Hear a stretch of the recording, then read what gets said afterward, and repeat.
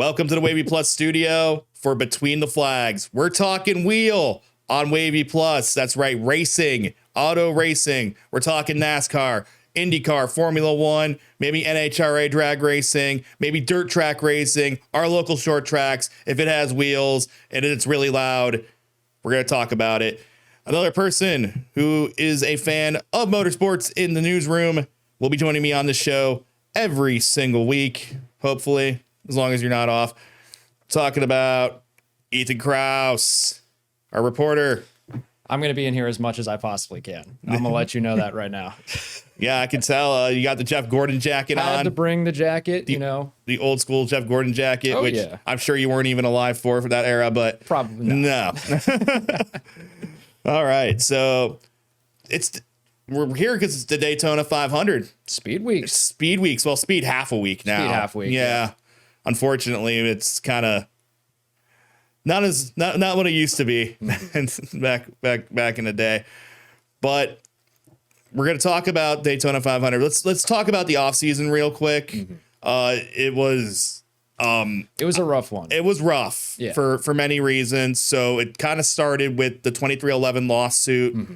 2311 was suing NASCAR over to charters. Front Row Motorsports was involved in this as well. Mm-hmm. It ended up going to trial, and I have no idea why NASCAR even let this go to trial. It embarrassed the organization quite badly in court. They ended up settling after a few testimonies, realizing, oh my, we've really buried ourselves here. I think that's kind of what they were thinking, and they settled, and now everything's back. 2311 has their charters back. Front Row has their charters back. I mean, yeah, they settled, and I mean, it's completely shuffled the whole charter system as a whole, which I think, I've been saying this going into this year. I mean, this is really the year of change for NASCAR. And I mean, that starts with what happened in that lawsuit, the settlement, the results from that. These basically permanent charters now shake up the way that teams are able to function from the top down, going from the Cup Series down to the trucks. It's going to be interesting to see how it shakes out. Yeah, I think the teams are going to come out ahead on this one, hopefully. Oh, yeah. I hope so. Yeah, because I'm backing the teams on this one. I mean, I'm not supposed to but I think as a fan, people want to see the teams kind of come out on top. Absolutely, yeah. So there was that, and then it was a kind of a tragic offseason as well. Mm-hmm. Michael Annett passed away early December. Mm-hmm. Still don't have the details on that. I don't think we ever will. But he raced in what was then called the Xfinity Series for a long time, won a couple races with Junior Motorsports, raced in the Cup Series for a little bit. Mm-hmm. And then Greg Biffle and his two kids and his wife and a couple other people were killed in a plane crash in December as well. Of course, Greg Biffle really going to be known for how he helped out Asheville in Western North Carolina after the hurricane that hit in 2024 and just the massive flooding, and how much he lended a hand with his helicopter, just trying to get people out there. I mean, the help they needed. That one definitely hurt, losing the Biff. I mean, he was one of those drivers that, just growing up, watching the sport pretty much every Sunday. I mean, he was one of those drivers that I watched every single Sunday. And it was crazy. He did that iconic car, that 16 car. I mean, I think mid 2000s going into 2010s NASCAR, that is one of the first cars that kind of pops into my mind. And I mean, you just hear all the stories of drivers and people around the sport coming out and just talking about him after his passing. And you hear all these stories. Most people that they hear of what he did following Asheville, helping people out there. But I mean, that's what he did throughout his whole career, his whole life. And I mean, you've seen tons and tons of stories of people coming out and just, showing just the type of person he was. Huge loss for the sport. Yeah, the iconic he kind of made the 16 car famous. Oh, yeah. I think. I mean, Roush had the 16 car for a few years by the time he had gotten to it, but it would have never been successful.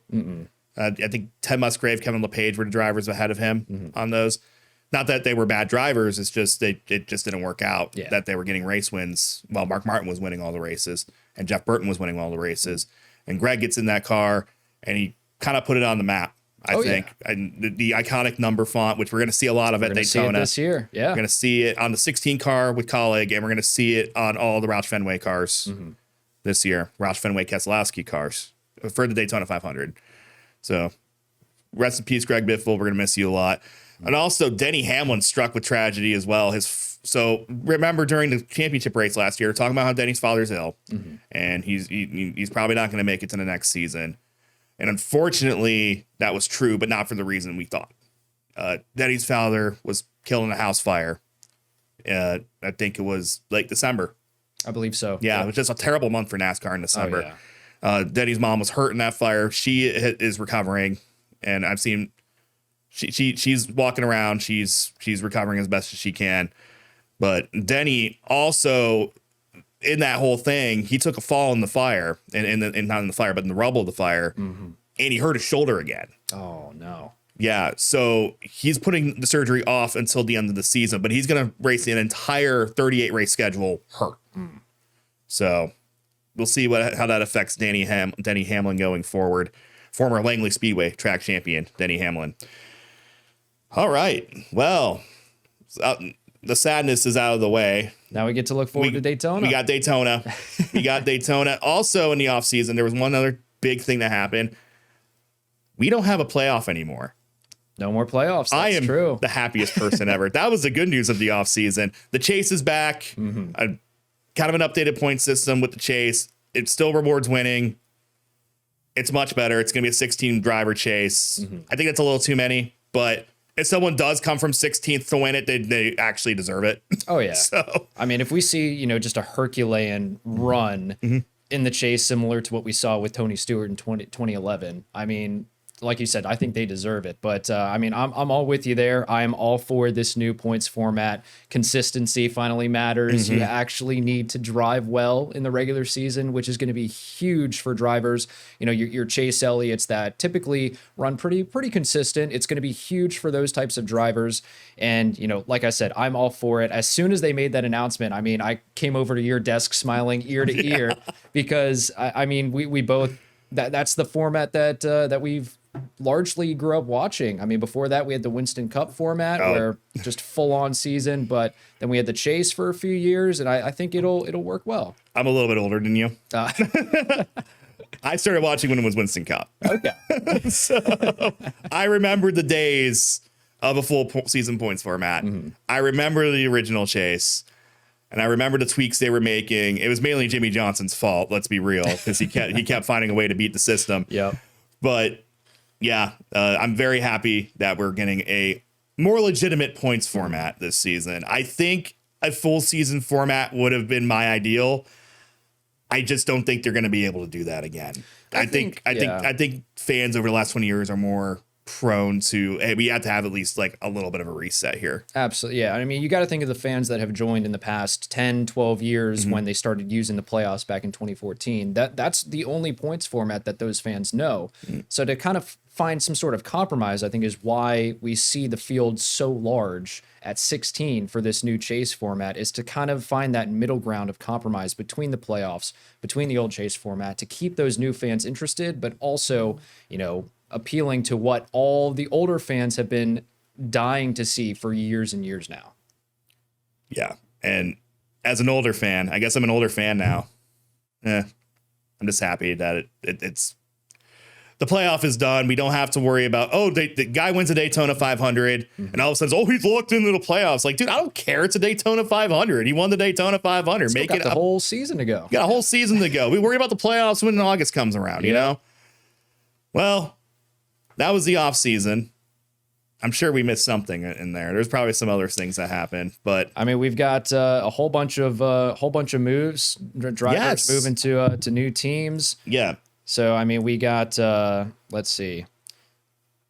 First off, rookie. I'm really looking forward to see Connor Zilisch. Oh my God, dude! In the '88 car, moves up from the O'Reilly Auto Parts series to join Trackhouse, replaces Daniel Suarez at that team. I'm excited to see how he's going to do this year. So I don't think this is that hot of a take. He's the best prospect in a very long time. Absolutely. At least since Joey Logano, maybe since Jeff Gordon.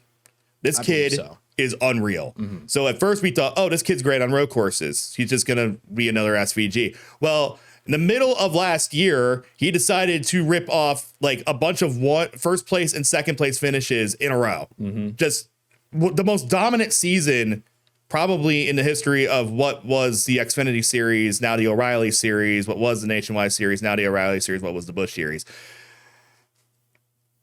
And then you didn't win the championship because of the dumb format. Yep. So 10 wins, I think it was. He had 10 wins last year. Wins. Just an I don't even think the Bushwhackers were able to do that back in the day. Like, I don't think a single Bushwhacker could. I think Kyle Busch had 10 wins one year, but it was an unbelievable run. Absolute for dominance. Connor Sillage. Yeah. And they had no choice but to promote him here because he's unbelievable. He's ready to go. And who knows, for him, NASCAR may not be the limit for him. He may be going overseas one of these days. If he's as successful as I think he potentially can be, Red Bull might be like, hey, Max Verstappen, you need another teammate again. I could see it. Yeah. I mean, we saw, he was given, Shane Van Gisbergen a run for his money at Sonoma last year. And I mean, he can compete at those road courses. So, I mean, do we see him get that call to go overseas? I mean, I honestly would not be shocked if he's able to prove himself at the Cup Series level with an up and coming team like Trackhouse. I think that's a great fit for him. It's a team that's shown that they can have speed. Maybe some of their drivers, Ross Chastain had a bit of a down year last year, but I mean, they have still shown that they can be a competitive team. They can be fast. They can win on road courses. We saw that with Chastain. We saw that with Suarez. And so, I mean, Zilich going to that car and that team, I think is a match made in heaven for him to prove himself at the Cup level. I think that was a match made in heaven. I think that, yeah, it was a great pickup. Justin Marks, not afraid to take risks, not afraid to have guys come over into his cars who may not be traditional NASCAR drivers. I mean, SVG is he's that. Daniel Suarez was kind of helped start the team. Oh, yeah. Now Suarez has moved on to Spire Motorsports. He's replacing Justin Haley in the 7 car. But yeah, he's the big move of the year, I think, Zilich. Absolutely. And I mean, a couple other, small changes you mentioned, Suarez going to the number 7, replaces Justin Haley at Spire Motorsports. Shane Van Gisbergen moves from 88 to 97. We've got Haas Factory Team, Rickware Racing, switching from the Ford badge to the Chevy bow tie. So a couple of team changes there. This is one that I really wanted to talk about. Colleague Racing fielding 5 Ram trucks. Ram is back in NASCAR. Yes. I am so excited to see that. I think that's a path for Dodge to come back to the Cup Series Absolutely. and the O'Reilly Series. The thing about the Colleague team, Chesapeake's own Brendan Butterbean Queen will be racing for them this year full time. He was the 2025 ARCA Menard Series champion. And we're very excited for Butterbean. Maybe we can get him on the show. Oh, that'd be awesome. I will try to get Butterbean. I think we have some connections, so we can probably work something out there. And, one of the cool things about that Colleague team, that the number 25 truck is what they're calling the free agency program truck, where they're basically just going to be swapping drivers in and out of that truck week in and week out. And for this upcoming race at Daytona, we have somebody that we know pretty well. Yeah. In the sport, filling that truck, I believe. Yes, I can't believe it. It's Tony Stewart. It is Smoke himself. Tony Stewart, the 2-time Cup Series champion, the 1997 IndyCar champion, NHRA drag racing champion, is back in NASCAR. He's back in NASCAR. He is back. I guess he was very happy with how this lawsuit played out because he had walked away 5 years ago because he was so upset. Oh yeah. And now Tony's like, hey, give me a chance. And I think Dodge supports him in drag racing. So I think this is how he was able to kind of bridge the gap here Keep and that come connection there. and which is awesome. It's going to be really funny when Tony wins on Friday. It's going to be really, really funny. I mean, he's by far the most experienced driver in the field. Absolutely. I mean, even 10 years removed from his last Cup season. And I mean, it's been 21 years since he was last racing in the Truck Series. Still, I mean, he has by far the most experience out of anyone on that track, truck-wise.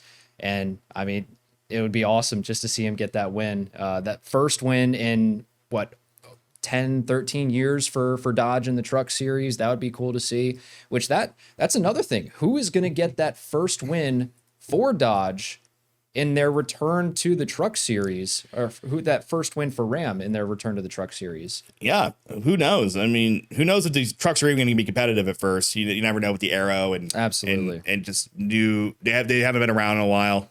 So, but Dodge has finally back after many years away. You love to see it. We love having more manufacturers in NASCAR in general and in motorsports in general. Absolutely. So, last night, we're recording this on Thursday morning, everybody, just so everyone knows.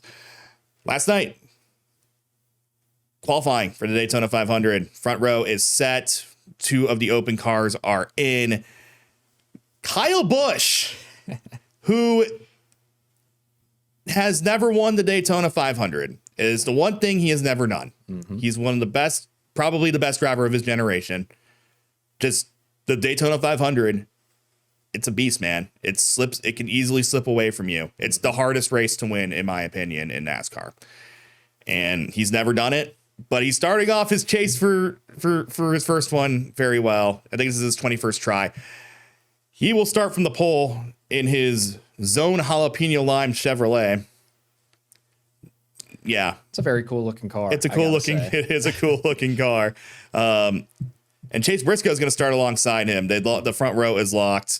Chase Briscoe, continuing the momentum he had from last year, already starting off pretty well this year. I know Rowdy Nation, they were sleeping well last night. I mean, after the past couple of years for Busch making that switch to Richard Childress Racing. I mean, he had some success early in 2023, got a couple, I believe it was 3 wins in the first half of the season. And then it just kind of, dipped down in production there over the past 2 years. So getting 2026 started off on the best possible note, getting that Daytona 500 pole, as you mentioned, a race that he's never won, has managed to stick around for a few of them and contend late in races. I believe last year he was even still in the running up until one of those last late race crashes and wrecks. But yeah, really, really cool to see Rowdy leading the pack here for the Daytona 500. And I feel like as a whole, the fan base has kind of switched their view of him with that switch to Richard Childress Racing. I mean, his name was literally Wild Thing for so many years when he was at Joe Gibbs Racing, kind of seen as the bad boy villain of NASCAR. And then he makes that switch to Richard Childress, and you almost see this attitude shift within him, and the fan base kind of shifts it with him, where he becomes more of like a lovable underdog almost. Mm-hmm. It's really, really cool to see that transformation. It's because he stopped winning all the time. That's why people are like, oh, I guess he's okay. Yeah. The thing about Kyle Busch for me was always that he backed it up. He did. He was the biggest trash talker in the world. Mm-hmm. He backed it up every single time. That's why it never bothered me. That's why I actually really liked him. Even when he was with the M&M's team, it took me a long time to like Kyle Busch. Don't get me wrong, but once I realized, all right, this guy wins and he can talk all the smack he wants. Because if you're winning and talking smack, I don't care. You earn that. Oh yeah. If you are just so far behind everybody and you're still talking smack, just knock it off. I don't like that. But there's Dale Jr. right there. Speaking of Dale Jr. in the 40 car, Justin Allgaier ran from him. Justin Allgaier locked himself into the field. He was one of the top 2 open cars. And then there's the other open car who filled the field, Corey Heim in the 67. He's in a one-off for, well, I guess not a one-off. He's racing part-time for 2311. 12 races, yeah, for 2311, which crazy that Corey Heim does not have a full-time ride. You've got the incoming Truck Series champion who does not have a full-time ride, but like we said, he's got those 12 races with 2311. That is probably the best prove-it deal that you can get in the sport, is to be racing that part-time deal for Denny Hamlin and Michael Jordan. That is the best way that he can prove himself and show everyone, hey, I can compete at this next level. I deserve a full-time ride. Yes, and I don't think there's any doubt he could compete at this level. I think the sponsorship opportunities kind of have kept him from a full-time ride this year. I mean, he just kind of lost in the shuffle when it came to that. And that happens. Oh, yeah. And he's a Toyota driver, so they wanted to keep him in the stable, so they're able to do it that way. But yeah, and then Jimmy Johnson is locked into the field as well. Mm-hmm. He has the past champions gimmick provisionals. There, yeah, open exemption. Yeah, the open exemption. Yeah. So there will be a 41 car field at the Daytona 500, which will be the biggest field of the year by default because there's usually only 40, which is great because we need more cars in the field. We need a full field. I think there was 45 entries on 45. The list. Yep. It looks like I think Casey Mears is an open car in the 66. So we've got Corey Heim locked in. He qualified 5th. Then Justin Allgaier behind him, 14th. So those are the two that are currently locked in, leaving 2 more spots open. We've got Corey LaJoy. He's racing that 4th car for That's RFK, right, the 99 car. The 99 car. And then we've got Anthony Alfredo in the number 62 driving for Beard Motorsports. Yes. And then behind that, it goes 41, 42, 43, 44. We've got Chandler Smith in the number 36 racing for Front Row. Then we've got BJ McLeod racing the 78 for Live Fast. Then, as you said, Casey Mears, Garage 66, which I thought for a second was Garage 66, and I thought it was Garage 56, the team that made the Camaro for Le Mans. Oh yeah. I was like, oh no way, they're competing in Cup. They're back. But yes, no, Casey Mears, Garage 66, not to be confused with Garage 56. Right. And then we've got a bit of a blast from the past here, JJ Yaley in the number 44 for NY Racing. That guy lingers around. He's not going anywhere. He lingers. Casey Mears too. Casey Mears, yeah. Like JJ Yaley has somehow had like a 20-year Cup career, maybe longer than that. Because I remember he replaced Bobby Labonte in the 18 car. The 18.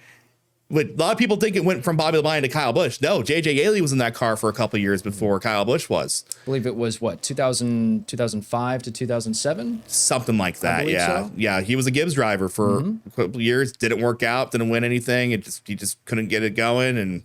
But somehow, some way, he's stuck around getting one-off rides every so often. Still in the sport. Yeah, still around. He loves it. And then can't deny it. After Yaley, we've got Noah Gragson, 45th. In the number 4. Yes, because his qualifying time was denied so they told the drivers, do not put your hand up on the window this year during qualifying. You will get your time disallowed. Somehow he missed that memo and he did it.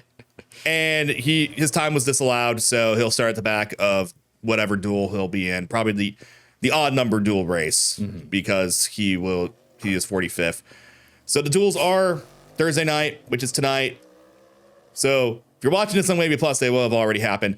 But it's always a good fun time for the duels, right? Absolutely. The duels are the most unique thing NASCAR does for qualifying.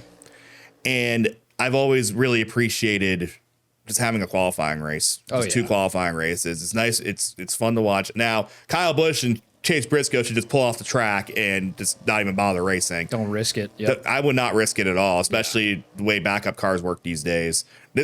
You may have been able to get away with it in like the 2000s when you had because they had to use qualifying engines. Back in the day, they used to have a qualifying engine and a race engine. They used to put the qualifying engine in for qualifying, pull it out, put the race engine in for the race.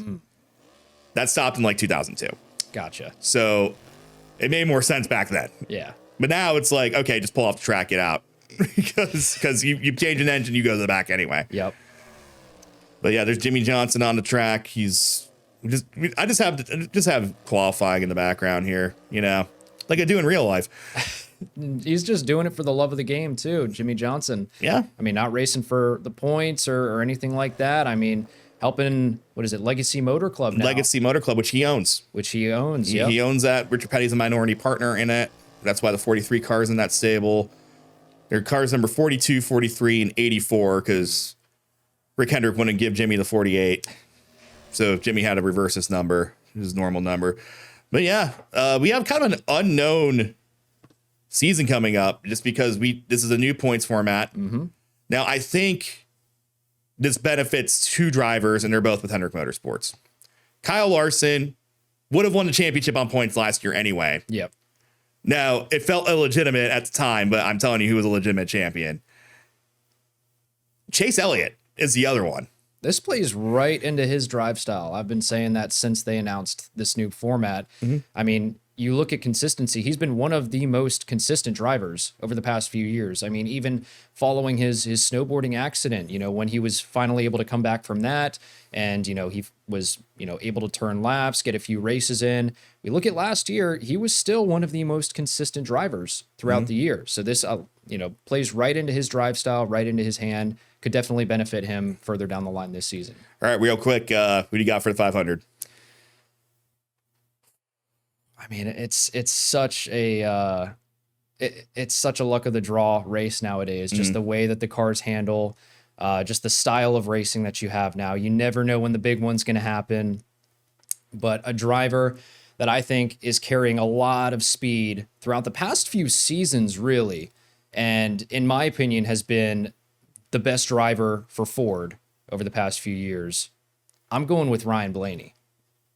I like it. I'm going with Blaney. And not just because he's my guy, but yes, I'm allowed to be a fan here. I'm a Ryan Blaney fan. I'm actually going to go with Kyle Busch. I think he gets the monkey off his back and wins the Daytona 500. So we're pretty much out of time here. Reminder, Daytona 500, Sunday afternoon, Fox 43, O'Reilly Auto Parts Series on the CW, Saturday afternoon, 43.2 if you're using an antenna. Please tune in to watch all of our lovely racing, and please tune in every week to Between the Flags. We're going to be here every Thursday. So, Ethan Kraus, I'm Jeff Snyder. We will see you next time.